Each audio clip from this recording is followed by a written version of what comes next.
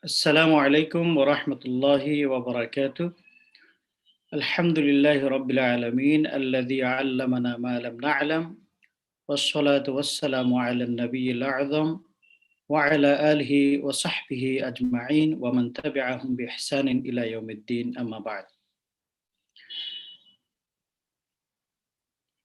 Nadil Iqtisad al-Islami would like to welcome you all to this special lecture on sukuk structures, issuance, and regulatory frameworks.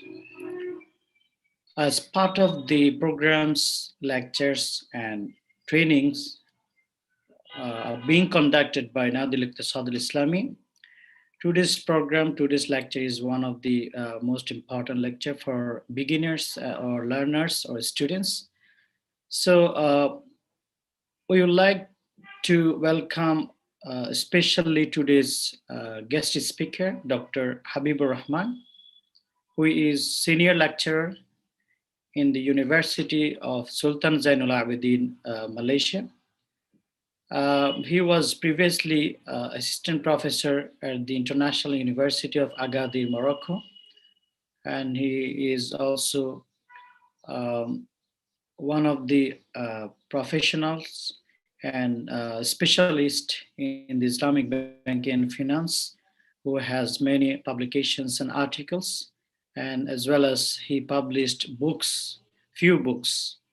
So this is our honor to have Dr. Habibur Rahman today as our guest speaker.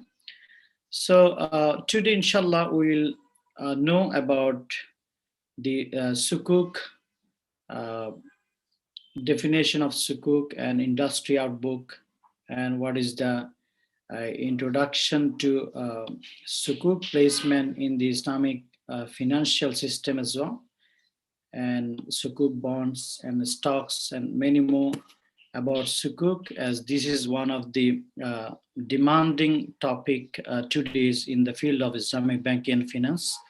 So without further ado, let me invite Dr. Habibur Rahman to conduct the lecture. Please welcome, Dr.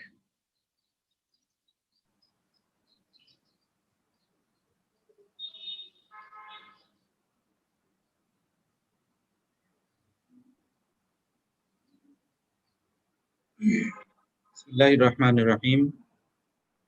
Alhamdulillahi Rabbil Alameen. Wassalatu wassalamu ala Nabi al-Amin wa ala alihi wa ashabihi ajma'in. صوتي واضح دكتور؟ نعم الحمد لله واضح جدا. Thank you. So first of all, I would like to thank Mr. Moderator, Ustaz Dr. Muhammad Mahiuddin, for this nice introduction. And thank also goes to the Islamic Economic Association, Nadi Al-Iqtisad Al-Islami, Jamiat Al-Kuwait, for these nice initiatives and nice agenda. I strongly believe that this type of activities, learning session, it will help very much to promote the knowledge and it will be very helpful for the Islamic finance students, learners, and professionals as well. And thank you very much also for all the participants, audience, be as a student, learners, researchers, professionals. So it's actually a big honor for me to be invited this type of prestigious series of discussion and knowledge sharing sessions.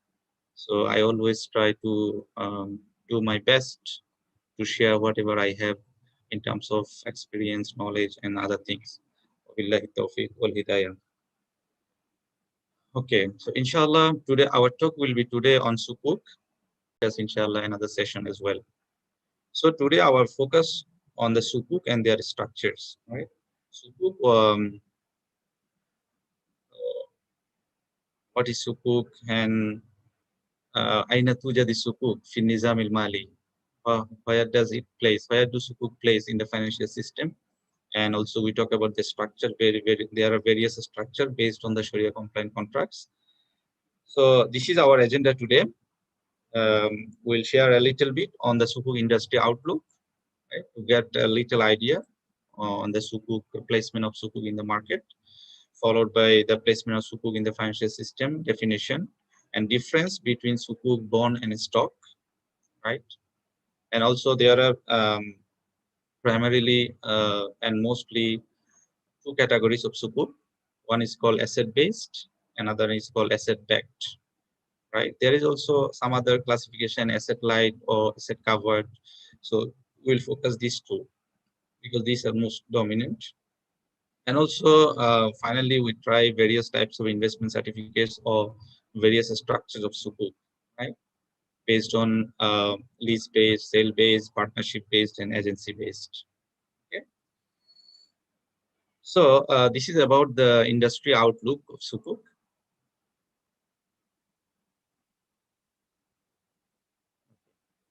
So I believe we all know that when we talk about the Islamic finance, so we basically mean three sectors, right? Um about Islamic banking, Islamic capital market, and takaful. Right. This is, we can say, three main sectors of Islamic finance. So Islamic banking is one of the parts of Islamic finance, not everything, right? So today we are talking about sukuk. So we are here in Islamic capital market. Right? We are no more in Islamic banking sector. So as you see here about the growth rate, the Islamic banking, the growth yearly 0.9%, let's say 10%, right? But sukuk, it grows between 25 to 30% every year. Maybe the last year, 2020, would be a little bit slow because of the COVID and so on. But on average, sukuk growth is more than 25% every year. Right? And we have also takaful, the growth is 4.3%. So sukuk has always the rapid growth and substantial growth in the Islamic finance. When we talk about the share of the asset, the Islamic banking share constitutes 71%, and sukuk asset is 27%, and then takaful is around 1.3%.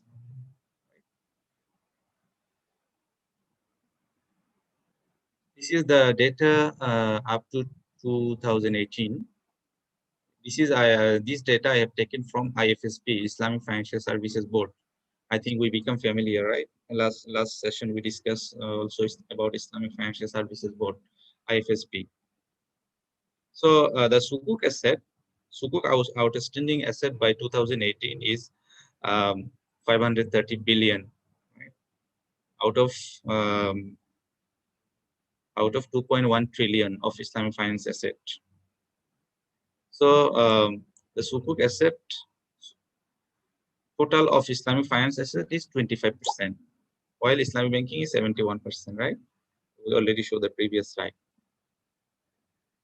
So this is just to share about the position of sukuk in terms of the countries. So basically, Malaysia is in the leading position in terms of the sukuk issuance, both in corporate and sovereign.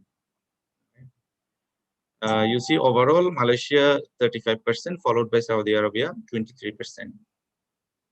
But when we see the both sovereign and corporate, in sovereign also Malaysia 32%, followed by Saudi Arabia 31%. But in corporate, Malaysia 40%, followed by UAE 36%. Means in corporate, most of the sukuk in Saudi Arabia is the sovereign sukuk. I think you already know that sovereign sukuk means the sukuk issued by the government, right, by the sovereign authority, government, or we can say government-linked institutions. Right? And corporate sukuk means sukuk issued by corporation. So if we see the sector where the most or a big number of sukuk has been issued, this is actually the government sectors. Right? Government sector is 54%.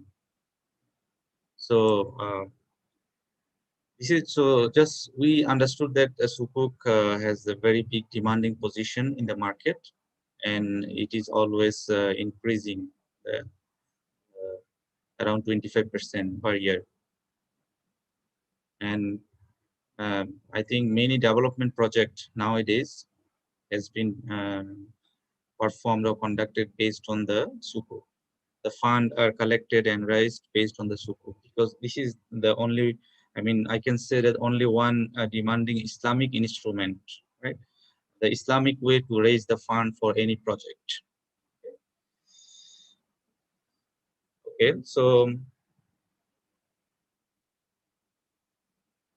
where do sukuk place in the financial system? We know what is financial system. Financial system where uh, the financial transaction and the exchange of money between investors, lenders, and borrowers occurs, right? Financial system is a system that helps to circulate the money into the economy, right?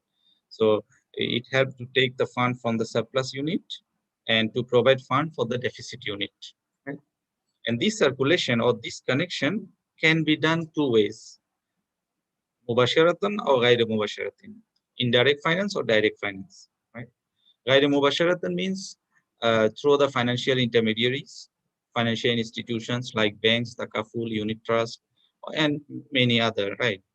Al-Muassasat al-Maliyah al-Islamiyah or ghayr Islamiyah in general. And direct finance means without any intermediary. Without any intermediary, the fund can be exchanged through the financial markets, right? Money market, capital market, right, and so on. So sukuk is the instrument of direct finance, right? Because sukuk has been issued and traded into the secondary market. So this is very clear to see the place of sukuk in the financial system. This all about the indirect finance. Just now I mentioned, right? This is called financial intermediaries, right? Al-Wasat al-Maliyah, right? Bank, cooperative banks, takaful, pension funds, unit trusts, right? Cooperative banks or institutions, right? Finance houses, and so on, many more. And direct finance is about the financial markets. When we say financial market, it has two market: money market and capital market. Money market is to deal to manage the short-term liquidity, right? Money market provides the liquidity for short-term. It's always below 1 year, right? And money market has many instruments. For Islamic money market, it has also Islamic money market instruments. But then capital market we call super asilmal, right? Where the stock, equity, or bonds or sukuk has been issued and traded. So it has been issued, the sukuk is being issued in the primary market, and then it has been traded into the secondary market. So this is the place of sukuk in the financial system, right? The capital market, right? So when we say sukuk, it means we refer to capital market, not money market. Okay, this is about the financial services. How many types of Islamic financial services, or how many types of financial services that has been provided by the Islamic financial institutions? So when we say Islamic financial services, Al-Khadamat Al-Mali Al-Islamiyah, right? Um, as we mentioned earlier, it has three categories: Islamic banking, capital market, and takaful, right? Banking, when we talk about banking, we mean the deposit and financing is all about, right? What is the job of the banks? To collect the deposit and to provide the financing. And when we talk about the capital market, it has many instruments like equity, means stock, right? Ashum, Islamic securities, sukuk, then unit trust or many types of funds, then Islamic real estate and Islamic venture capital and Islamic derivatives, right? So these are the instruments we can say for Islamic capital market.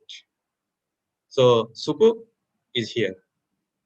So sukuk is, as I mentioned earlier, when we say sukuk, we are in the capital market. We are no more in the Islamic banking. And then, of course, takaful. Takaful, as like insurance, it has takaful and it has also retakaful. Right? So, I mean, we should have a very clear picture where sukuk, where does sukuk or where do sukuk place in the financial system, right? Then we can, it will help us to understand the rest of the things. Okay, now we discuss about the concept and definition of sukuk. What is sukuk, right?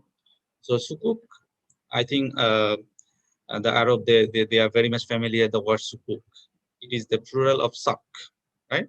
It means certificate. So actually many people confused how they translate or how they can translate sukuk. Some say Islamic bond, some say Islamic stock. So sukuk is neither a stock nor bond, right? Sukuk is certificate.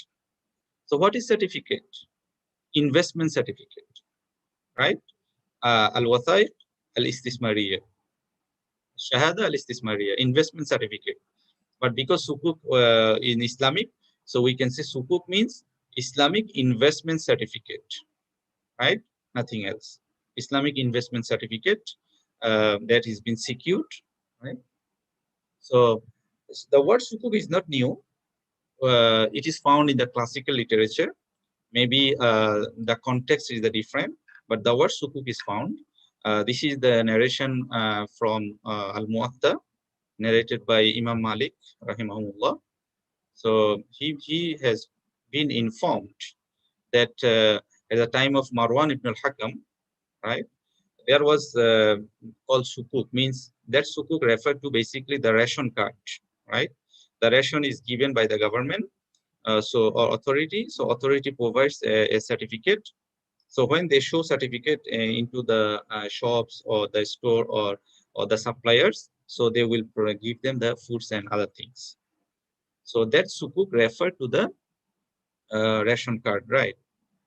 So, but people started to exchange, to sell this certificate before they receiving the food or before they receiving the items. So means you are selling the something without having the ownership, right? Also because it refers to the food stuff. So food stuff, we know food stuff is ribawi item.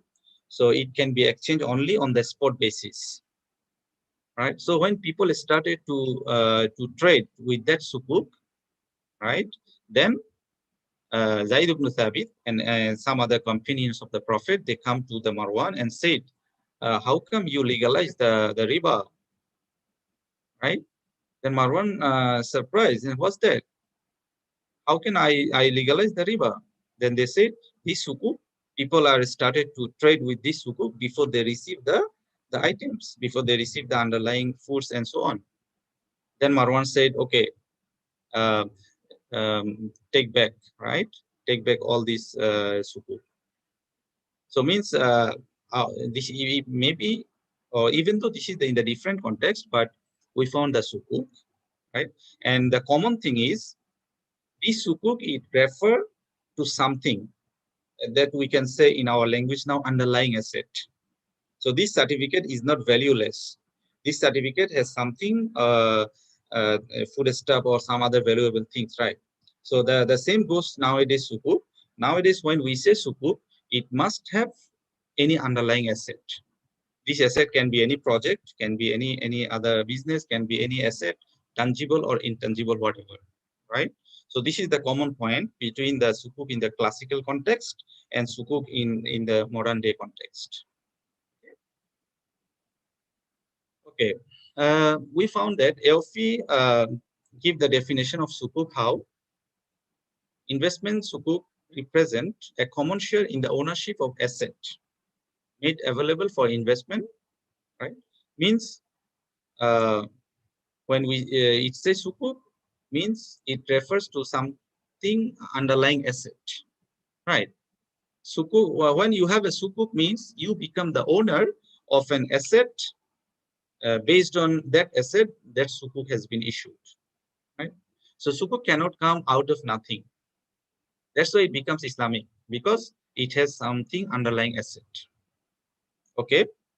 The point is, the office said, whether this asset can be non-monetary asset, can be an usufruct, manfa, benefit, can be a services, or can be a mixture of all these tangible and intangible asset. Right. The point is whether this tangible asset, is it necessary to be a tangible asset like a building, like a car or something? No. So it can be mixed. Yes, it can be tangible, It can be intangible, like khadamat, manfa, benefit, and so on. It can be a mixture, right? These sukuk do not represent a debt owed to the issuer by the certificate holder. So sukuk cannot be referred to any loan or any receivable only. Sukuk should be referred to any asset. This asset can be combination of tangible and intangible asset. When we say intangible, what does it mean intangible? Intangible means can be receivables, right? Or can be any financial asset, financial papers, and so on, right? So our first point is it should be mixture. The intangible asset cannot be alone the underlying asset of sukuk, right? AOF Sharia standard also defines sukuk of certificates of equal value representing undivided share in ownership of tangible asset, usufruct services, right? The asset of particular project or special investment activity. So according to this definition, sukuk represent undivided share in ownership. Let's say we 5 people, we have the sukuk. So we have the undivided share. We have the share in that asset, but our share is not divided. We cannot say this part is mine, this part is yours. No, this is called undivided share, right? غير مقسمة. So from AOF's definition, we found that undivided share in ownership of tangible asset, usufruct, services. Usufruct means manfa, right? Manafir. Services, khadamat, or assets of particular project or any project. Let's say the Mudaraba project, Musharaka project, or any special investment activity, right? So these can be the underlying asset of sukuk. Means sukuk can be issued based on these types of asset. So what is sukuk? Again, this is an investment certificate that refer to equal value representing undivided share in ownership. Let's say my sukuk value is $1,000. So I have $1,000 equal value of ownership or undivided ownership in that particular asset, right? So if the 1,000 becomes let's say 1%, right? Then I have 1% ownership in that particular asset, but that is undivided, right? So there is some discussion on this underlying asset, right? We have to understand. Another definition we quoted here from IFSB 7. What does IFSB says? IFSB says, yes, same, representing a proportional undivided ownership, right, in tangible asset or a pool of predominantly tangible asset.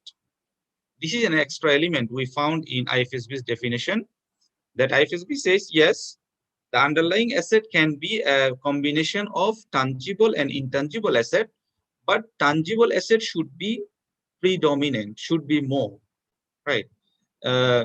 Some scholars says at least it should be 51%, wahid wa khamsun. Or some says it is enough to be 1/3 of the total asset, right? So if total asset is $3,000, simple, or 300 million, so 100 million should be tangible asset, right? So another 200 can be other things, can be receivables, can be any other intangible asset. The point is predominantly, it should be more, right? However, we have another different opinion from Malaysian Securities Commission. Malaysian Securities Commission gives the definition that certificates of equal value which evidence undivided ownership or investment in the asset using Sharia principles and concept endorsed by SEC. So the Malaysian Securities Commission, they insist on Sharia compliant asset, right? It can be tangible, can be intangible, right? So they did not focus on tangible asset or the major portion of tangible asset. It means, simple way, based on this definition, the 100% receivables can be the underlying asset of sukuk. Okay, so we got now 3 definition. So what we understood that AOF says yes, it can be it can be tangible asset, but it can be also a mixture, right? Combination of tangible and intangible asset. And IFSB says another extra point that the tangible asset should be predominant. Predominant means 51%, 51% at least, 51%. But Malaysian Securities Commission says being Sharia compliant asset is enough, whether it can be tangible or intangible. Okay. Okay. So I mentioned here some observation. Though this definition appears somewhat similar, because everybody is agreed that sukuk refer to sukuk and investment certificate, it refer to an underlying asset, right? It refer having an undivided share of ownership into the underlying asset. However, there are some differences, especially in the underlying asset. So it appears that AOFI and IFSB definition only allow, right? They only permit tangible asset like property, plant, equipment, and other things. Second, a mixture of tangible asset with the tangible portion being predominant, right? Predominant means 51%. So based on AOFI and IFSB definition, they do not permit the sukuk to issue the sukuk based on only intangible asset, like intellectual property, like other right that does not have any physical substance, right? Or a blended portfolio, while the intangible asset becomes predominant. If intangible asset is 51%, then the sukuk cannot be issued, right? And also only financial asset like the liabilities, receivables, loan, let's say Murabaha loan, right? So it cannot be the underlying asset of issuing the sukuk, right? But it is allowed based on the Malaysia's SC definition. Okay, so these are the observing point. These are the point we have to observe, and we have to take note on that.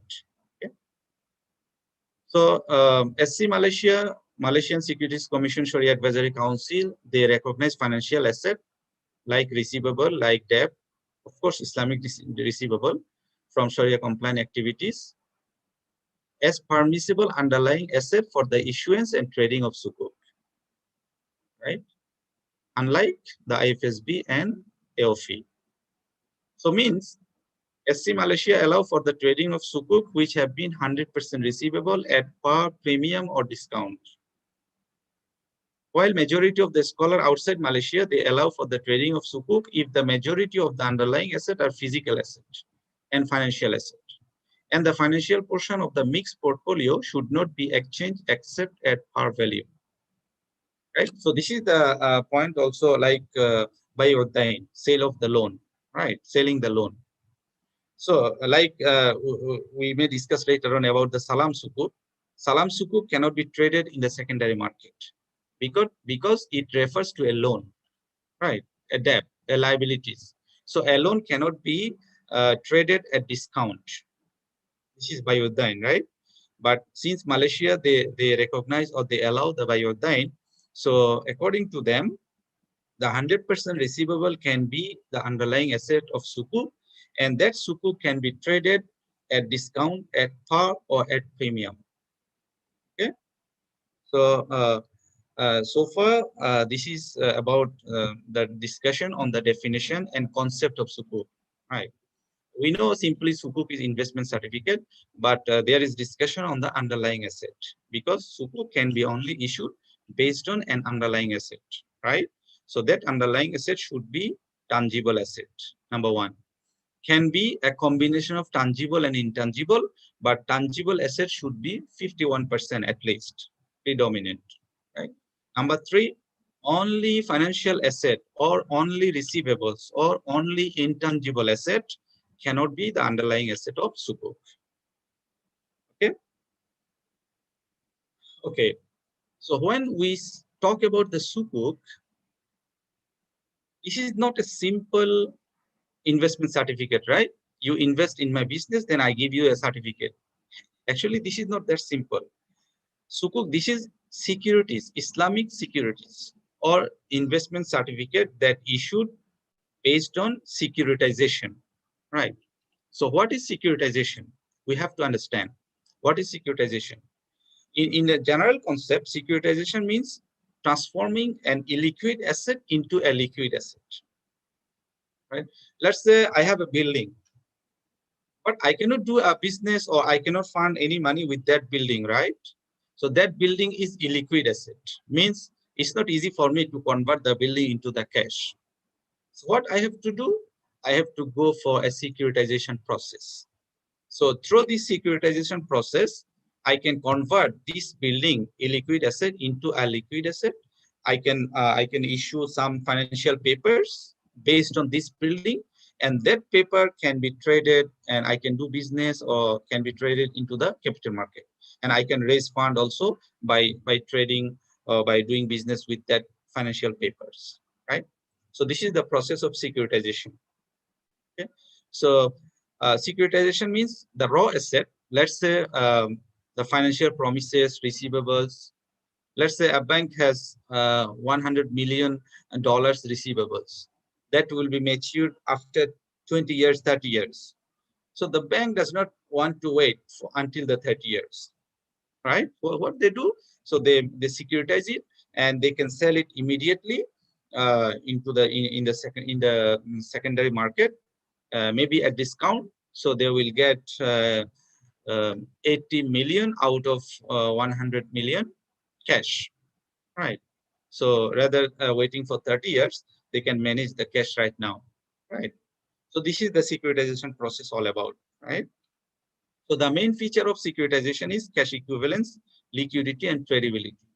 Means you convert a raw material into the financial asset that can be easily converted into the cash, or that can be can give you an easy liquid or easy cash, or you can also trade with that into the secondary market. Okay, since we are talking about the sukuk, so we are talking about Islamic securitization, right?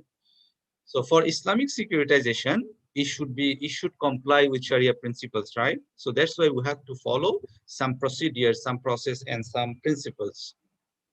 So first, the raw materials or the raw asset that we are talking, that raw asset should be Sharia compliant for Islamic securitization, because sukuk is Islamic securitized instrument or instrument of Islamic securitization. So to do a securitization or to make a securitized asset, the raw material should be Sharia compliant. So it can be receivable from Sharia compliant dealings, like murabaha receivables, ijara receivables, and so on. Or it can be a Sharia compliant tangible asset or intangible asset, and it can be a Sharia compliant usufruct. So whatever the underlying asset itself should be Sharia compliant, right?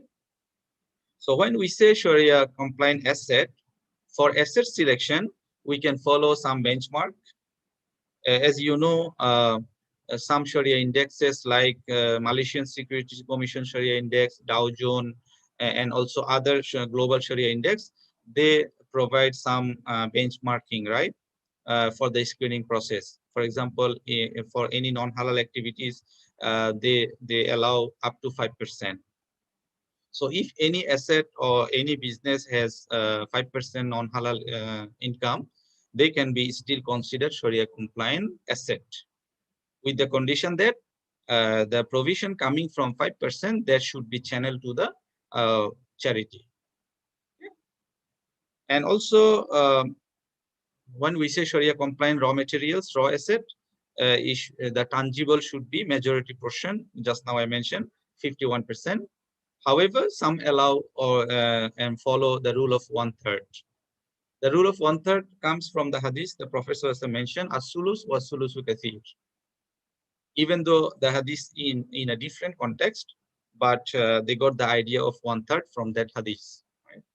So these are the some process to select the Sharia compliant raw asset, right? In order to issue the sukuk, right? Or in order to issue Islamic securities instruments. Okay. So next, you have the Sharia compliant raw asset. Now the process to convert to the security. The process means the Sharia contract and other things that also should be Sharia compliant. Like we have to use a Sharia compliant contract, for example, the sale based, partnership based, and lease based or agency based, and so on. And then the final securitized asset itself, it also should be the Sharia compliant. Like Sharia compliant asset, it should be tradable and it should be issued for a permissible purpose, right? So it's not easy to say Islamic securities. So the whole process, starting from raw materials, including the process and the finished product, that also should be the Sharia compliant. So this is the idea of securitization and Islamic securitization. Okay? So as we know, the sukuk is looks like a bond. Some people say Islamic bond, even though it is not a bond, but it has some similarities with the bond, right? Sukuk carries some features of bond, like sukuk can be a medium to long-term maturity period. It provides a regular return to the investor, like the bond, right? Sukuk can be issued based on the various denomination in different currency, both in domestic and the global markets, right? Sukuk can be listed on the bond market, and of course, it can be rated also by the same rating agencies who provide the ratings for the bonds. Sukuk also can be the reschedules and rescheduled or restructured. Sukuk is able to be traded in the secondary market, and also it is able to be secured against tangible and intangible asset, right? So these features, these are the similar features with bonds, right? However, sukuk has some unique features. uh, uh, by Based on these features, we cannot say sukuk is are the similar to the bonds, right? So sukuk represent the ownership in the underlying asset, project, and use of right. But bonds do not represent any ownership in the underlying asset. Bond refers to the loan, to the indebtedness. You purchase the bond means someone purchases the bond means he or she provides the loan. The return provided to sukuk holder comes in the form of profit if it is sale based, or in the form of rental or business project. Sukuk are issued based on Sharia contracts. In bonds, there is no Sharia contract. They have only lending and borrowing arrangement. Sukuk are directly linked with real estate sector activities. Sukuk proceeds shall be issued in Sharia compliant activities. Trading of sukuk in the secondary market shall comply with the Sharia principles. So these are concerned for the sukuk. That's why for sukuk, the underlying asset should be a revenue generating asset, right? Whether it is tangible or intangible, but it should generate the revenue, because that revenue will be distributed as a return among the sukuk holders or among the investors. Okay, so these are the unique features of sukuk. That's why we cannot say sukuk is bond. Sukuk is neither bond nor stock. So these slides will make it clear what is the difference between sukuk and conventional bond, right? Uh, for example, so far we got the idea of sukuk. I think it will be easy for us to understand this. Sukuk means financial asset represent ownership in the underlying asset, right? But bond, it is the evidence of debt, not a share of ownership. Bond means evidence of loan. You give the loan to the company. Underlying contract for sukuk can use any Sharia compliant contract, right? Interest free. But for bond, it is lending and borrowing, nothing else. For sukuk, underlying asset should be a Sharia compliant asset, but for bond, no asset is required. Right? The bond is issued based on the credit worthiness of the company, of the issuer. But sukuk is issued based on the quality of the asset. Right? So issuer representation, in the sukuk, the issuer is not a borrower. He could be a buyer, he could be a lessee, he could be a partner, right? But in the bond, the issuer is a borrower. Every SUK means every single sukuk represent a share of underlying asset, but every single bond represent a share of debt, a share of loan. The issue price, the face value of sukuk is based on the market value of the underlying asset. How you put the value for each certificate? It refers to the market value of the underlying asset. But the bond is issued based on the credit worthiness and its rating. So the rating for sukuk comes from the quality of the asset, but the rating of the bond comes from the credit worthiness and credit status of the issuer. Right. Return sharing. The return in the sukuk can comes in many forms, from the rental, from the profit if it is, let's say, sale based, so from the profit, murabaha profit, from the rental if it is lease based, and many more based on the contract, based on the underlying contract. But bond is returned as coupon, right? Returns in the bond, returns are termed as coupon, and the interest paid as return is fixed and determined. Capital guarantee. In principle, the capital of sukuk is not guaranteed and should not be guaranteed, right? So upon maturity, sukuk are valued based on the market value of the asset. But in the bond, the principal amount is guaranteed, right? And that will be payable upon maturity date. So many differences between the sukuk and the bond. So that's why we cannot simply say sukuk is an Islamic bond. No, sukuk is Islamic investment certificate. Okay. What is the difference between sukuk and stock? Saham. Sukuk, share of revenue stream, right? But as we just now discussed, bond means loan, but stock means ownership in a corporation. When a person buys a stock or sukuk, right? It doesn't mean that he got the ownership in the company, right? He got ownership in the underlying asset only. But in a stock referred to the ownership. We buy a stock means we got the ownership in the company, right? Type of return for sukuk, profit sharing. For bond, it is coupon. For a stock, it is dividend, right? Maturity date for sukuk, fixed, specified. Bond also specified, but for a stock, not specified, right? There is no maturity date for the stock. Priority, sukuk will get first priority upon the liquidation, and bond also, but a stock less priority. They will get later, right? Risk for the sukuk and bond is very low, and for a stock it is higher.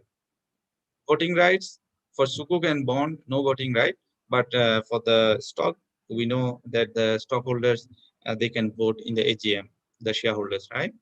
So these are the differences between sukuk, bond, and land gap. So to summarize this one, to understand the key Sharia requirement for sukuk, you see, sukuk should be issued based on Sharia compliant contract. The underlying asset should be Sharia compliant. The utilization of proceed. Why you are issuing the sukuk? The purpose. I am issuing, the company is issuing the sukuk to build a casino? Cannot, right? So the utilization of proceeds also should be comply with Sharia. And then the redemption and trading of sukuk, the redemption process, and the whole circle of the trading and circulation and business, everything should be in line with the Sharia. So these are the fundamental requirements for the sukuk. Okay. Okay. Now we talk about the asset-based and asset-backed sukuk. As I mentioned, the primarily sukuk has two categories: asset-based and asset-backed sukuk. So far we understood that for the sukuk, there must have an underlying asset, right? And the revenue or the profit of sukuk comes from that underlying asset. That's why underlying asset should be a revenue generating asset. Right? And the risk and the return, everything will come based on that underlying asset. There is no relation in terms of the profit or return on the sukuk, in terms of the rating, right? And other things with the owner, or with the issuer, with the company, right? There is no relation with the company. That's why the sukuk holders, they have recourse up to the asset, not up to the company, right? So very simple, asset-based sukuk means there is no actual underlying asset, right? Asset-based. Asset-based, there is no real underlying asset. So they use the asset as a trick just to make it Sharia compliant, right? So substantially and in a real sense, there is no underlying asset for asset-based sukuk. And it is very much similar to a conventional bond, right? The ownership of asset is not transferred to SPV because we know maybe later on we discuss that the owner of that underlying asset, the ownership of that underlying asset should be transferred from the issuer to the SPV. But for asset-based sukuk, it does not happen. Okay, so asset is not the source of profit and capital gain. Right? Rating is subject to the credit worthiness of the issuer, not to quality of the asset. So profit and principal are guaranteed because there is no asset. So the profit also guaranteed, the principal also guaranteed, the issuer will give back everything, and the rating comes from the financial position of the issuer, right? And the asset is not the source of profit and capital gain. So it means the asset-based sukuk, we can say it is very much similar to a conventional bond. Okay. On the other hand, when we say asset-backed sukuk, it is completely Sharia compliant. So everything here will come based on the underlying asset. Everything means the return, right, or the profit for the sukuk holders, the ratings, right, the quality of the project, and the ownership of the asset will be transferred from the issuer to the SPV. So using asset as an underlying foundation of sukuk, not similar to conventional bond, the ownership of asset is transferred to SPV. Asset is the source of profit and capital gain, right? So if anything happens into the asset, let's say the asset is damaged or collapse, so the sukuk holder will lose their money proportionately, right? So asset is source of the profit and capital gain. The rating is not subject to the credit worthiness, rather to the asset quality, right? So if asset is a very highly qualified, or the project itself, if it is very profitable, right, secured and things, then it will get the good ratings, right? So even though the issuer credit worthiness is poor, right? So profit and principal are not guaranteed because whatever profit comes from the asset, it will be distributed accordingly. So principal also anything can be happen for the asset. So if anything happen, the sukuk holders, they must bear this risk, right? Of course, it's not very as simple as it is because there are many process of risk management process or there are enhancement of credit worthiness. Let's say the asset is backed by the takaful or any third party guarantee or any other things, right? So these are the main difference of main differences. These are the main differences between asset-based and asset-backed sukuk. Okay. So asset-backed sukuk, it will issued by SPV. Asset-based sukuk, it will basically issued by the company directly. Maybe there is SPV, but this SPV is just to make it Sharia compliant or to show it Sharia compliant. The asset-backed securitization of tangible asset, but asset-based securitization of receivables. Asset-backed is close to equity, and asset-based is close to the loan, debt. The revenue generated by the underlying asset, here, the originator cash flow, right? Revenue comes from the originator. Even though the business incur loss, but the issuer can give the profit, right? Legal ownership with right to dispose of underlying asset, but in asset-based, no ownership. The beneficial ownership with no right to dispose of underlying asset by the sukuk holders. So sukuk holders cannot recourse to the originator, right? For asset-backed sukuk, if let's say the asset is collapsed, but company is still strong in terms of the financial position and so on, so sukuk holder cannot sue the company because sukuk holders right limited up to the asset. This is called the recourse. Recourse means they can claim. They can claim back their investment up to the asset only for the asset-backed sukuk. But for the asset-based, no. because they can sue the company, right? They can recourse to the obligor, means issuer. So because of its security-like nature, the structure is considered Sharia compliant. But this one, asset-based sukuk, is sometimes by Utain, by ina, or any other things, so it is not Sharia compliant. Okay, so these are the short description on the difference on between asset-based and asset-backed. We are running out the time actually. Uh, as I said that in the sukuk we have to learn many things. So now we discuss on the various structures of sukuk. So AOFI in its standard, they put it in a way that sukuk means investment certificate, right? So they provide certificate of ownership in leased assets, certificate of ownership of usufruct, salam, istisna. Means they name the sukuk like this certificate, istisna certificate, murabaha certificate, musharaka certificate, based on the underlying contract, right? This is actually referred to the sukuk structure, right? So for the sukuk classification of sukuk structure, this is quite straightforward. Sukuk can be asset-based. So asset-based can be the underlying contract can be sale-based, like DBA or Murabaha, Salam and Istisna. This is all sale contract. It can be lease-based, based on the Ijara. It can be partnership-based, based on the Mudaraba. It can be agency-based, based on the Wakala, right? Wakala bil Istismar. So sukuk structure can now we focus on the sukuk structure. So sukuk structures can be many structure based on the underlying contract. Okay. So inshallah today at least I will try to finish one lease-based structure, one structure on sukuk, and this is called sukuk al-ijara, right? Sukuk al-ijara means the underlying contract is the ijara contract.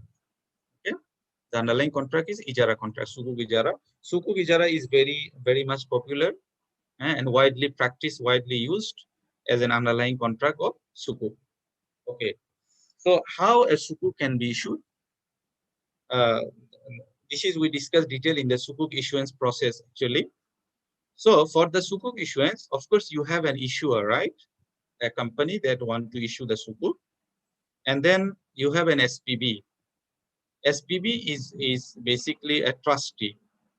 The job of SPB to take care of the benefit of the sukuk holders as well as benefit of the issuer as well. Okay, and then you have sukuk holders and you have trustee certificate. So what will happen in sukuk ijara? Okay, first we see the step involved, then we come back into the structure. Firstly, the obligor. Obligor means the issuer, the company that wants to issue the sukuk. The obligor will sell the asset to the SPV, right? So the obligor will transfer the ownership of the underlying asset to the SPV. The asset purchased by SPV is funded by the issuance of the sukuk, which represent beneficial ownership in the asset, right? So SPV will buy the asset from the issuer, and SPV will pay the price based on the fund collected from the sukuk holders. Means SPV will issue the sukuk and will distribute the sukuk among the sukuk holders and will collect the money, and then money will be paid as a price of the asset. Okay? So SPV receives payment from the sukuk holders, and then SPV gives the cash proceed to the seller for the purchase of the asset, right? And subsequently SPV leases the asset to the obligor. So it is actually the sale and lease back. So the owner or the issuer will sell the asset to the SPV and then will lease back the asset from the SPV, right? And the lessee means the issuer will make the periodic lease payment to the SPV because he should pay the rental. So based on that rental, SPV makes periodic distribution of coupon payments to the sukuk holders, right? Upon maturity, the SPV sell the asset back to the obligor and the obligor pays the cash. And the SPV simultaneously pays the sukuk holder the cash for redemption of the sukuk. Okay. Okay. So we can see again, this is the obligator as seller, or this is the issuer, right? So the issuer will sell a certain asset to the SPV, right? And then based on that asset, after getting the ownership, based on that asset, SPV will issue the sukuk, will issue the trust certificate issue, will issue the sukuk, and will sell or will distribute that sukuk to the sukuk holder and to collect the money, sukuk proceeds. And that sukuk proceed will be paid to the issuer as a price of the asset. Right? And after selling the asset, the issuer will lease back the asset from the SPV. Right? Very simple. And then, of course, issuer will give the rental, will pay the rental, and that rental will be distributed among the sukuk holders as a periodic distribution or as a profit. Right? And let's say sukuk for 30 years, so or 20 years. After 20 years, the issuer will buy back the asset based on the market value, ideally, right? So if the value of the asset increases, that will be a capital gain for the sukuk holders, right?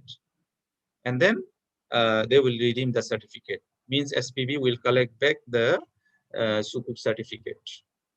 Okay. So this is sukuk ijara. Why? Because the underlying contract between the SPV and the issuer is the ijara contract. So this is basically a sale and leaseback asset, right? A sale and leaseback. Okay, when we talk about ijara, we know ijara can be many types, right? It is not necessary that it should be a tangible physical asset. Yes, it can be a tangible physical asset available, right? It can be also sukuk for the ownership of the usufruct. So it can be a benefit of the asset, not the physical asset, the benefit of the asset. Also, it can be an asset or benefit which is will be ready in future. This is called ijara mausufa fi zimma. Ijara mausufa fi zimma means the benefit is not ready yet. The benefit will be available in the future, like forward ijara, right? So this ijara contract can be a normal ijara, can be also ijaratul manafi', right? And can be also the ijara mausufa fi zimma, right? So we got a structure on Ijara Mausufa fi Zimma that has been issued to construct the Zamzam Tower, right? We know Ijara Mausufa fi Zimma is very much applicable for the asset that do not have any the assets that do not have any cash flow, right? So because of the absence of cash flow, the asset cannot be built on, cannot be constructed. That's why initially the fund will be collected, and then the asset will be constructed, and then we'll lease it out, right? So means the rental will be collected on advance. Okay. So the Zamzam Tower project has been built based on this Ijara Mausufa fi Zimma. Okay. So this is the idea of sukuk al ijara. There is some issue in the sukuk ijara structure. Maybe after this I will stop. If any question and Q&A and discussion, we continue. We follow the Q&A. Otherwise, we may continue the some other structure as well. Okay. So there are three issues basically here. So first of all, the ownership of the underlying asset. Ideally, the ownership of the underlying asset should be transferred from the issuer to the SPV, right? But we see here, even though it is ownership, but it is not a complete ownership. It cannot be a milk atam. This is somehow milk nakis because their ownership somehow restricted with the prevalence of a number of conditions, which may have implication on the particular contracts used in the sukuk. We are saying that the sukuk holders are the owner of the asset. Yes, some say they have beneficial ownership because they cannot dispose the asset, they cannot use the asset they like, right? Just by having certificate, they are they are legally the owner of the asset. So this is we can say it is incomplete ownership or it is beneficial ownership. This is not the complete ownership. Okay. Another point, second issue, just now I mentioned sale and leaseback.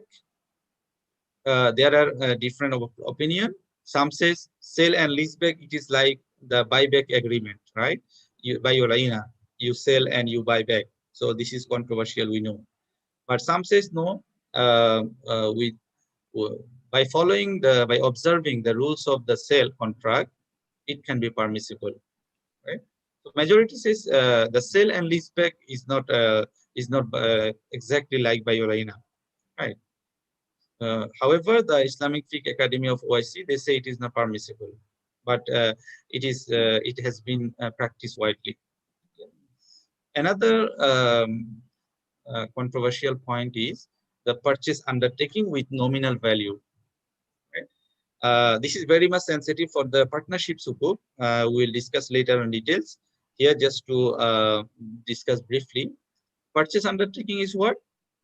Because upon maturity, the issuer will buy back the asset, and from that payment, the payment will be disbursed among the sukuk holders, and their certificate will be redeemed. Right. So this is purchase undertaking. But this purchase undertaking normally they do with the nominal value or face value of the sukuk, not based on the market value. Right? So this is purchase undertaking says is binding promise. However, so Sharia Advisory Council of Security Commission Malaysia, they say it is permissible. Some other scholar, they also say it is permissible. AOFI says it is permissible provided the lessee is also not a partner, mudarib, or investment. Means AOFI allow purchase undertaking only in sukuk al-ijara, not in sukuk musharaka, mudaraba, and wakala. Right? However, Islamic Fiqh Academy YC, they say it is not allowed because it guarantee of the original price of the sukuk or its profit, right? And some says it is based on a unilateral promise, right? So overall, this one also has been practicing widely. And for the sukuk ijara, it is not a very sensitive issue. But for other sukuk, partnership sukuk, purchase undertaking is not permissible. Purchase undertaking is only permissible at the market value, not at the face value or nominal value. Because if you say purchase undertaking in nominal value, it means you guarantee the principal amount, right? Or the principal amount of the investment.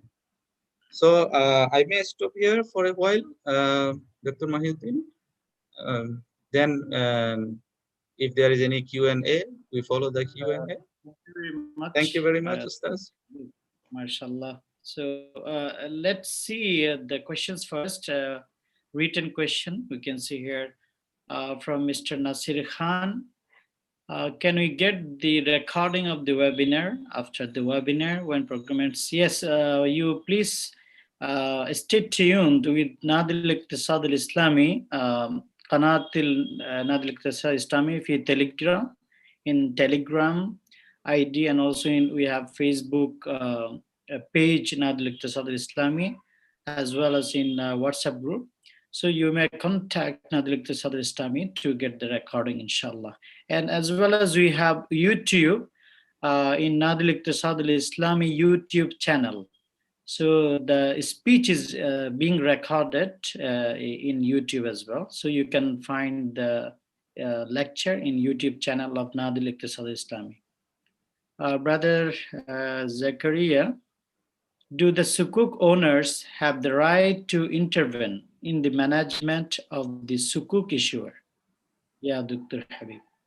Okay, maybe I can follow one by one the question to make it easy. Thank you. So, yes, this is a good question. Do the sukuk owner have the right to intervene in the management of the sukuk issuer?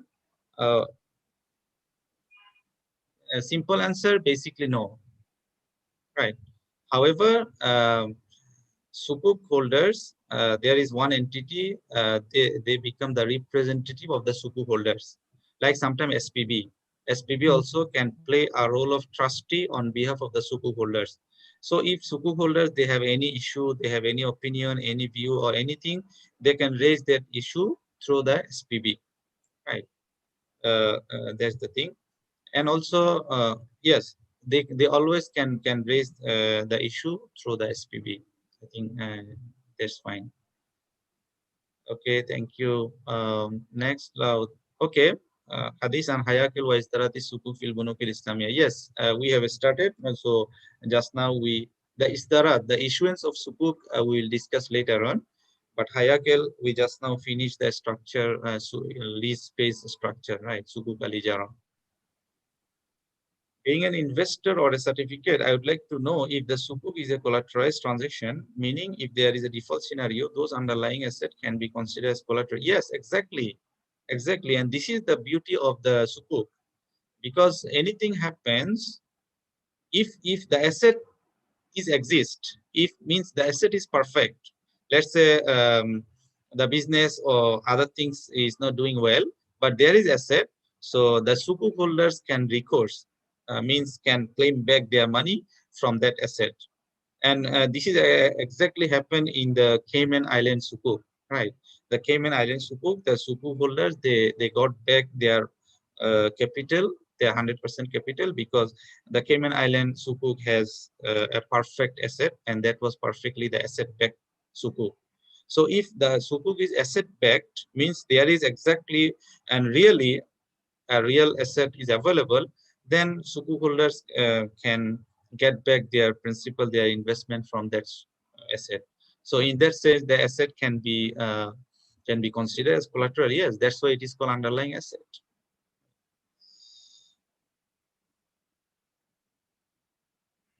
A good reference in both language, Arabic and English. How can cite their information in a study? There are many books for this sukuk. I think in the Google also you may find many books. For English, maybe for Arabic also, the ISRA, the book published by ISRA in Malaysia. I think these books are very authentic and a good references for in this regard. How can cite this information in our study? Of course, you cannot cite from my slides. So I think if you got any book on sukuk, whether in Arabic or English, so you can cite. I think literature, even you can cite also from the literature, from the journal articles. There are many more journal articles, books, materials available online. So I think it will not be very much difficult for you, inshallah. Okay. I think so far that's all. Is there any question in the chat box? Doctor? Yeah, I think there's no more questions. Um, if anybody would like to ask, maybe they may raise hand Okay. as well, or they may write in question and answer section. We still have sometimes about 20 minutes. So this is the opportunity to ask and to know more about sukuk.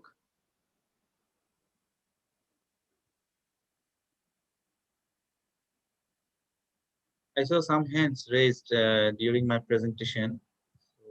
Or I maybe don't know who. they have something to be clear, but maybe you cover already in the lecture. Okay, what is the Yes. SPB? What is the SPB? SPB means special purpose vehicle, right? So SPB is basically can be a subsidiary company, can be any subordinate company of the issuer, right? The purpose of SPB is to issue the sukuk and to manage the sukuk and everything. Another interesting thing, SPB is uh, basically provide a safe side service for the issuer. Means the SPB is the owner of that asset, right? So anything happens in the sukuk, let's say the business is not doing well or is underperforming or getting default, then the sukuk investor can sue only SPB, not the issuer. So the issuer, there is no clear or no direct relation between the issuer and the investors. The relation between investors and the SPB. So SPB are safe side, provide a safe side for the issuer. Yes, sometimes can the SPB and the issuer be seen? Basically, if it is asset backed, in that case it should be different. But if it is asset based, then sometimes it is similar, right? But it can be also similar, provided the issuer has a different capacity based on different arrangement. Let's say an issuer can be an issuer An issuer in another identity can be the SPV. An issuer another identity can be the lessor and the partner or many things. But ideally, it should be different, right? How Yeah. exactly will one get profit from sukuk? Yes, it depends on the structure. It depends on the structure. If it is sukuk al-ijara, so the investor will get profit from the rental, right? The rental given by the issuer. If it is wakala, so the sukuk holder will get the profit from the investment. If it is mudaraba musharaka, the sukuk holder will get profit based on their capital contribution portion. So based on the profit, right? Like this. So for the sukuk ijara, it is quite safe and quite because rental is quite fixed, right? There is no business, no up and down. But for other things, for sukuk mudaraba musharaka, because this is based on the investment, based on the business, so there could have ups and downs in the profit, but still that profit is managed by undertaking many risk management process. Okay, Yes, I there is think a question in chat group what is from the name of Mohiuddin website in Malaysia for this? Mr. Mohiuddin Khandakar. Is sukuk similar to savings certificates like traditional economics? uh, Saving certificates, if saving certificates, how they give you the return or profit. If for saving certificates they give you the fixed profit and the profit is guaranteed and fixed, so that cannot be Islamic. Like we have the what price bond and other things, right?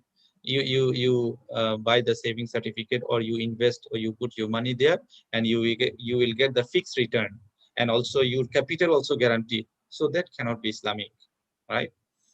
But if let's say the saving certificates, there are many saving funds, and that saving funds they do investment, right? So they will give you profit based on their investment performance. So at the same time, because they invest, so your capital also can have the risk of loss and so on. So in that case, it will be Islamic because they will incur the profit based on the investment. So sukuk cannot be exactly the saving bond, a saving certificate, because sukuk is investment certificate. I think we know the difference between the saving certificate and investment certificate. Sukuk is investment, that's why it is Islamic. If saving certificate also the underlying activities is the investment, so that could be also saving investment certificate, right? So it depends on how it is actually practiced and how we interpret. Yeah. Okay, what is the name of website in Malaysia for books? I think ISRA. Oh. ISRA website and also ISRA they have apps, iFikir apps. So you can buy books from ISRA website. Also, you can buy books from by using their apps. الأكاديمية العالمية للبحوث المالية الإسلامية Ilmali al صح؟ Islamia. Yes, yes. Jazakumullah khair. بارك الله فيك. Yeah. Is there any more question or yeah? Okay. Let me summarize today's lecture. Whatever we learned and what has been explained and also presented in details by by the guest speaker Dr. Habib Rahman today. As we know, Sukuk is a part of Islamic capital market and also Islamic financial instruments for direct finance. This is what we learn as well. The place of Sukuk in the financial system is a capital market, not money market. And then we learn the place of sukuk in the Islamic financial service is Islamic securities sukuk. Islamic securities sukuk. And sukuk refers to the securities, notes, paper, and certificates with the features of liquidities and also tradability. And also, Dr. Habib explained the definition of sukuk according to AUFI and also IFSB, as well as Malaysian Securities Commission, SC. And he also explained his observations on these definitions by these parties, as well as he explained the securitization and also Islamic securities sukuk, along with the features of sukuk, as similar is bond or not, and what are the attributes of sukuk feature, and also some distinct features of sukuk he explained in his lecture. And also he presented the differences between sukuk and conventional bonds, as well as a comparative study he presented, and he explained the differences between sukuk, bond, and stock. And we learned also some key Sharia requirements of sukuk, such as Sharia compliant contracts, underlying assets, Sharia compliant utilization of proceeds, and also redemption and trading in line with Sharia. As well as we learned the differences between asset-based and also asset-backed sukuk. This is also there are types of sukuk we learn. I think we saw already 10 types of sukuk, but today, because of the time limit of the time, we learn one of the sukuk type, that is ijara, sukuk al ijara, and also the types and steps that involve in sukuk al ijara. There are 8 steps Dr. Habib stated in his presentation, and categories of sukuk al ijara. We learned from the lecture of Dr. Habib today, Alhamdulillah. So if we identify, or we schedule another lecture of sukuk to cover types of sukuk, inshallah, maybe we will inform attendees and participants. So you can stay tuned with Nadal Iqtisad al-Islami Facebook page and Telegram, and also our link, Qanat Nadal Iqtisad al-Islami, to know upcoming events and muhadarat and warashat and other programs, inshallah. So on behalf of Nadal Iqtisad al-Islami, we would like to thank Dr. Habibur Rahman for your wonderful presentation and explanation of sukuk and structures and features today. And we also thank all the participants, attendees, students who join today's lecture. Thank you very much for your participation. And also we thank our Dr. Ala Adel, who is Burshiful Am of Nadal Iqtisad Islami, other members of Nadal Iqtisad Islami. And may Allah bless you all. May Allah reward us all. And thank you very much, Dr. Habibur Rahman, for your time. You, Alhamdulillah, conducted 5 lectures until now. Inshallah, we will see how can we give you more time to conduct the lectures, and also to present your thoughts and your knowledge, inshallah. So if you have some last words, please welcome Dr. Habib. Thank you very much. Jazakumullah khair. I would like to thank to all audience participants, and I would like to thank also the Nadil Iqtisad al-Islami for these wonderful initiatives. So actually, sukuk is, as we have seen, it is a technical topic. It has many aspects. So maybe it needs a series of training sessions to understand and to cover the whole things. So I'd like to the participant, those who are interested, they can learn more by reading materials. The materials are available always here and there, and also they can discuss into the group in the groups to if they have any question or anything regarding so. So I wish all the best for everyone, and billahi tawfiq wal hidayah wa shukran jazakumullah khairan. Assalamu alaikum. حياكم الله دكتور، بارك الله فيكم. السلام عليكم ورحمة الله وبركاته. Assalamu